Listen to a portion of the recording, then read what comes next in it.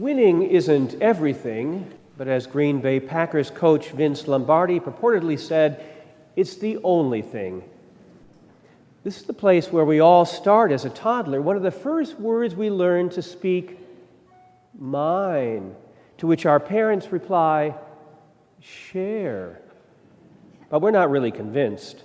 Eliminating the competition seems like a better approach. That way, we always get what we want. The Ten Commandments, often cited as the epitome of moral life, are actually a basic first step. It's a reminder that there are other children in the room. It's not all about you.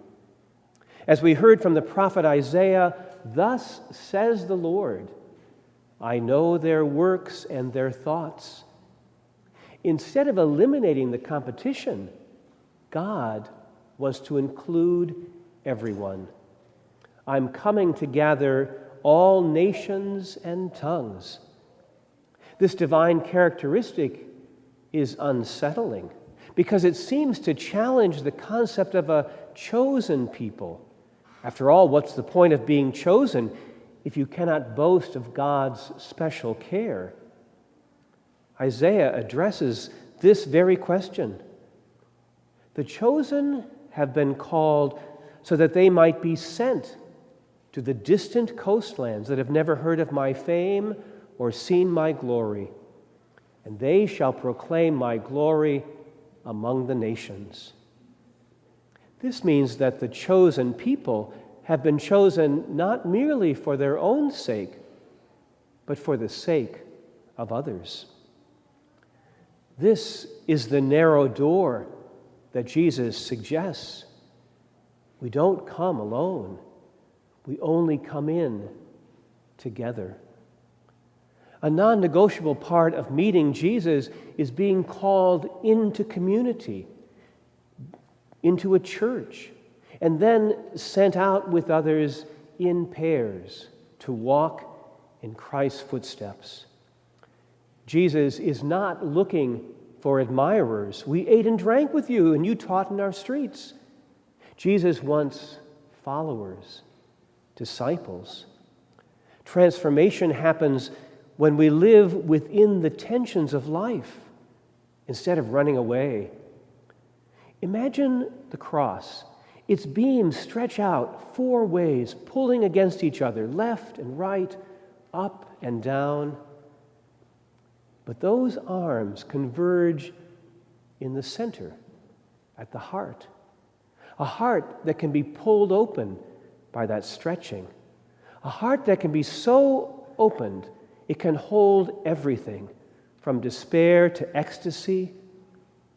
That's how Jesus held his excruciating experience as an opening into the heart of God.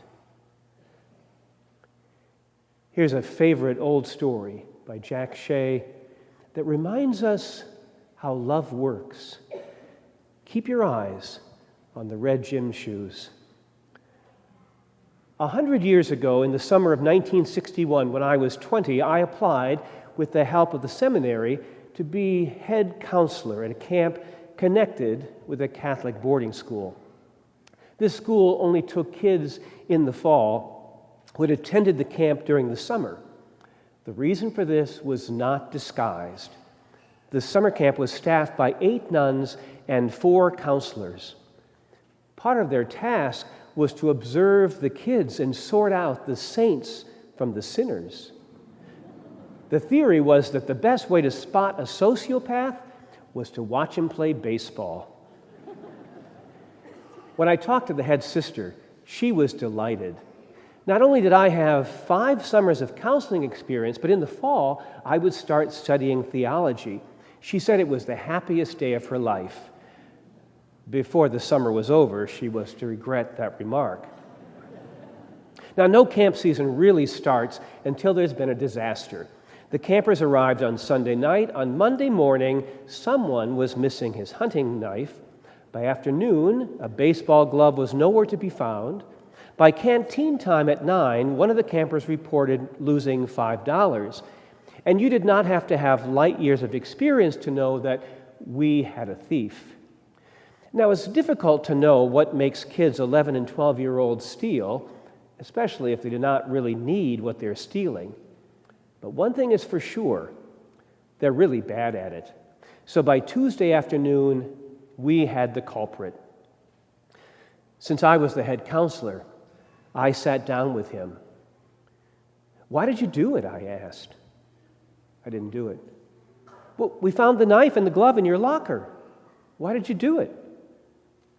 "I didn't do it." "Look it," I said. "This is only the second day of camp. We're going to forget this ever happened. No one knows you took the stuff. I'm going to return the knife and the glove. We're going to forget about the $5 and start over.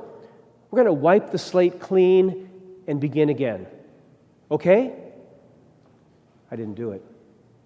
This kid was not afraid of me in the least, and all the time I talked to him, there was absolutely no expression on his face. There was no light in this kid's eyes at all. On Wednesday afternoon, in a rowboat, he stuck a fishhook in another kid's leg, and there we were again, me and the kid with no light in his eyes. "Why did you do it?" I didn't do it. "Other kids saw you do it." I didn't do it. "Stay here," I said, and I went to see the head sister, the one who was so happy to have me. "Sister," I broke out, "we have a real problem on our hands. Before you tell me about it, Mr. Shea," she was very formal, "I have a few problems I would like to discuss with you." "About the record?" "Oh, yes, the record," I smiled. For you see, I had been at many camps, but this was the most Catholic camp of them all. Lights went out every night at 10 o'clock, and to waft the little darlings into dreamland, they played Schubert's Ave Maria over the loudspeaker. I thought this was a bit much.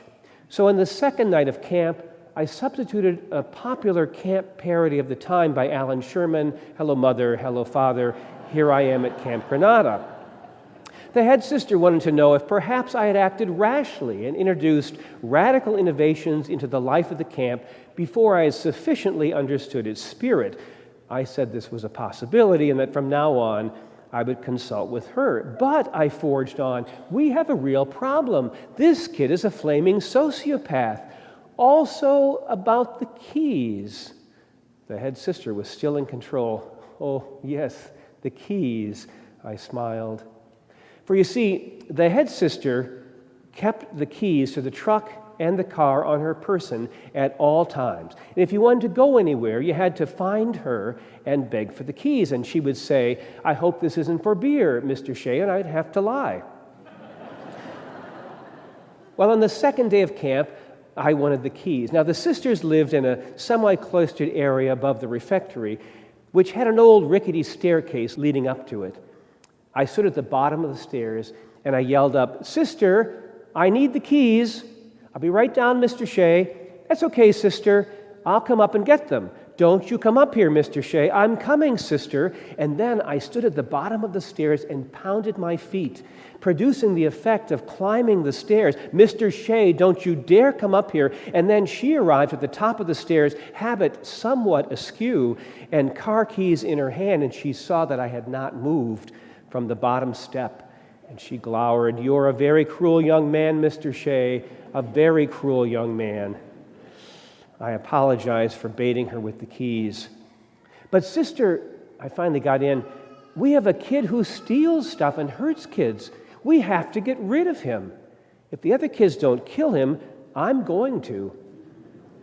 She said it was impossible to send him home. His parents had dropped him off and then taken off for vacation. They were going to return in 2 weeks to pick him up.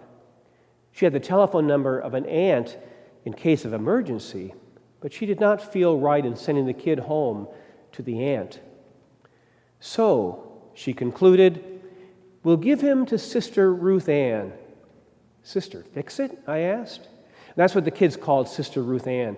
She was a retired nun whose only concession to old age and arthritis was a pair of red gym shoes, which peeked out from under her habit as she shuffled along. Her father had been a janitor, the rumor mill had it, and she could repair anything. That's what she did. She went around the camp, painting, planting, and plumbing. I did not think it was a good idea to give the kid with no light in his eyes to the old nun, but I had just lost twice, so I said, okay. The next morning at 7, Sister Fix-It shook me awake. Which one? Top of the last bunk. She walked down to the end of the cabin. I could hear her say, wake up, come, I need you. And then it started. We would be playing baseball, and you'd look up, and out past center field would be the old nun and the kid planting something in the earth. We would be swimming, and you would look over and see the old nun and the kid painting the side of the chapel. We would be in eating, and you would look out on the pier, and there would be the old nun and the kid having lunch, 2 bologna sandwiches and 2 orange crush. Wherever you saw the old nun, you saw the kid. And wherever you saw the kid, you saw the old nun. The 2 weeks passed, and the parents returned. They parked their car at the back and were walking up to the refectory where the head sister saw everybody. The head sister suddenly appeared on the porch of the refectory, and she saw me sitting on the hill watching the parents. Mr. Shea, come down here. Yes, sister. All 4 of us, 2 parents, 1 head sister, and 1 counselor, sat down together. The parents asked what parents have asked since the dawn of time. How is our son doing? The head sister launched in. You lied to us. You told us this boy was doing all right. He is not doing all right. He has stolen other boys' property and viciously hurt 1 boy. Your son is very troubled. The mother began to cry, and the father began to plead. We know. He's been arrested for stealing, and he's been put back a grade in school. But we thought if we could get him into the academy, he might straighten out. Well, said the head sister, it's Sister Ruth Ann's opinion that we should keep the boy another 2 weeks. She looked over and smiled at me, and in one fell swoop got back at me for both the record and the keys. But, she went on, he will not be playing with the other campers. He'll be working around the camp with Sister. Nevertheless, you will pay as if he were one of the campers. Anything, the father sighed. Now, this was a clean cup camp. 2 weeks of campers were dumped, and another whole new batch brought in. The new ones didn't know the history of the kid with no light in his eyes. They asked me, who's the kid that hangs around with the old nun with the gym shoes? Think he wants to play baseball? Ask him, I said. They asked him. He looked at the old nun, and she said, you go play at baseball, and when you are done, you come back here. We will hoe in the garden. We'd be going out to go horseback riding. The old nun and the kid would be reconstructing the ark, which was at the entrance of the camp. The kids would yell from the back of the truck, want to go horseback riding?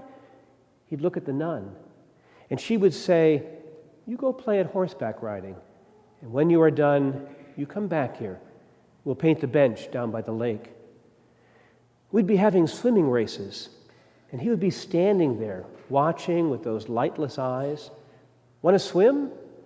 He'd look at the old nun. You go now and play at swimming, and when you are done, you come back here. We have much to do. And so it went for the second 2 weeks. She let him out, reeled him in. She let him out and reeled him in. And at the end of 2 weeks, the kid was integrated into the life of the camp. His parents came back for the second time. They parked in the back and made their way toward the refectory. From the hill, I watched them. The head sister didn't call me in, so I don't know what happened. After about a half hour, the parents came out and went back and waited by the side of their car. I think I saw them at the same time the parents did. The old nun with gym shoes and the kid with no light in his eyes were coming up the path that led down to the lake. Even at 12, he was taller than she was. She had her arm around his waist and a glow on her face, like a woman who had found a coin she had long looked for. And with each step, she pulled him against her. She was hip-hugging him as they walked toward his waiting parents, and he let her do it.